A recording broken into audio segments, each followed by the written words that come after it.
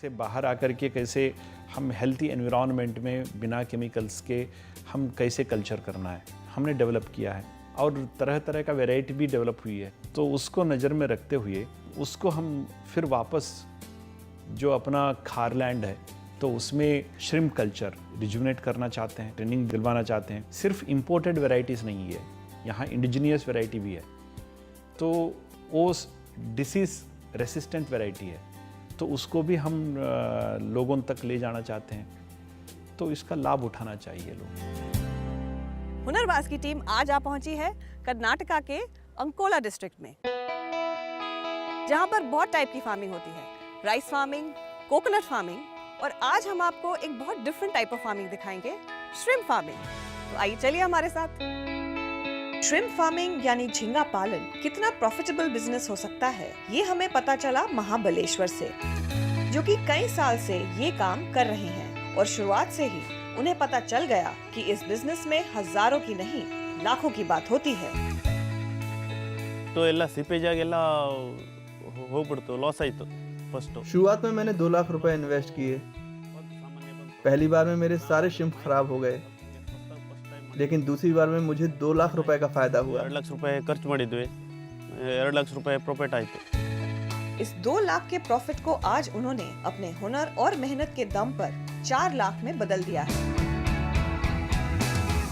Shrimps का पालन करने के लिए एक पानी से भरा एरिया बनाना पड़ता है और खास ध्यान रखना पड़ता है कि पानी में ऑक्सीजन की क्वांटिटी बनी रहे, जिसमें मदद करते हैं ये एरेशन पंप्स।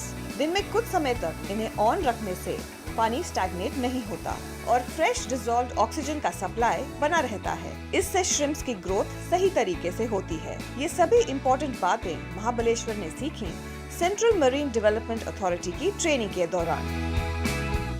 ಫಸ್ಟ್ ನಾವು जो पॉन्ड हम बनाते हैं उसमें पानी बहुत साफ रखना पड़ता है ताकि शिम्प को डालने पर उनमें कोई बीमारी ना हो।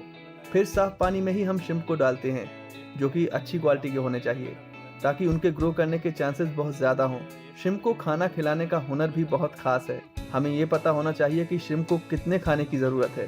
हमें ये भी देखना पड़ता है कि उन्होंने खाया भी या नहीं। ಟೆಸ್ಟ್ ಮಾಡಿ ಫುಡ್ ಹಾಕ್ತೇವೆ। महाबलेश्वर के पिता आम बेचने का काम करते थे, लेकिन उन्होंने एक नई फार्मिंग टेक्निक को समझा, सीखा और आज एक सक्सेसफुल श्रिम्प फार्मर हैं और वो मिसाल बन गए हैं देरेगौड़ा जैसे मार्जिनल फार्मर्स के लिए। देरेगौड़ा, जिन्होंने खास श्रिम्प फार्मिंग के लिए 25,000 की एनुअल लीज पर ये लैंड लिया। एरेशन के महत्व को देखते हुए वो इन नॉर्मल पंप्स की मदद से ही एरेशन का ध्यान रखते हैं और इस मेहनत का नतीजा है कि आज जब श्रिम्प्स को बेचते हैं तो लगभग 75,000 का प्रॉफिट कमा लेते हैं। पहले मुझे ज़्यादा जानकारी नहीं थी, लेकिन ट्रेनिंग लेने के बाद मुझे बहुत कुछ पता चल गया। मैंने दूसरे फार्मर्स को देख के भी बहुत कुछ सीखा है। अब मैं अपने बेटे को भी श्रिम्प फार्मिंग की ट्रेनिंग दिलवाना चाहता हूँ। ಇನ್ನು ಸರ್ ಮಾಡಬೇಕಂತಾನೆ ಮನಸ್ಸು ಉಳಿತು ಇದೆ।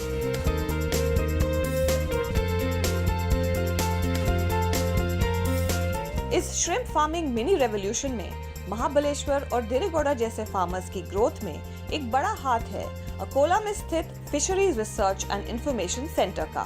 ये इंस्टीट्यूट न सिर्फ झींगा पालन की ट्रेनिंग देता है, बल्कि समय समय पर इन फार्म्स के पानी की टेस्टिंग भी करता है, ये जानने के लिए कि इस पानी में झींगे के सीड्स डालने चाहिए या नहीं।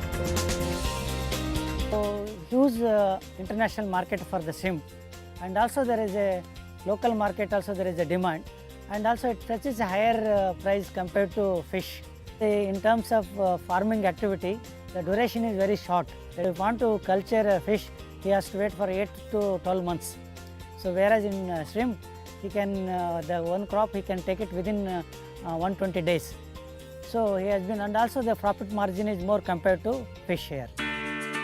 श्रिम्प फार्मिंग में सही टेक्निक्स की ट्रेनिंग के महत्व को समझते हुए agriculture skill council of India ने इस क्षेत्र में अपना भरपूर योगदान दिया है।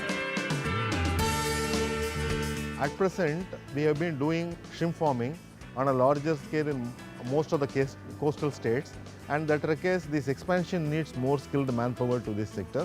So we have started giving the skill training programs for shrimp farming, for hatchery workers, hatchery technicians, hatchery managers, and for feed technicians. So we have developed certain job roles that are relevant to the shrimp farming sector, which we are rolling down now. 2018 के financial year में भारत के sea food exports का 41% shrimps था, जो कि $4 million से ज्यादा था। यानी ये छोटे छोटे श्रिम्प्स आपके लिए बड़ी कमाई का जरिया बन सकते हैं और आपको तरक्की की सीढ़ियां चढ़ा सकते हैं। जरा सोच के देखिए। अगर आप भी ढूंढ रहे हैं रोजगार और जानना चाहते हैं किसी भी कोर्स या वोकेशनल ट्रेनिंग के बारे में, तो NSDC को मिस कॉल दीजिए 088 000 55555 पर।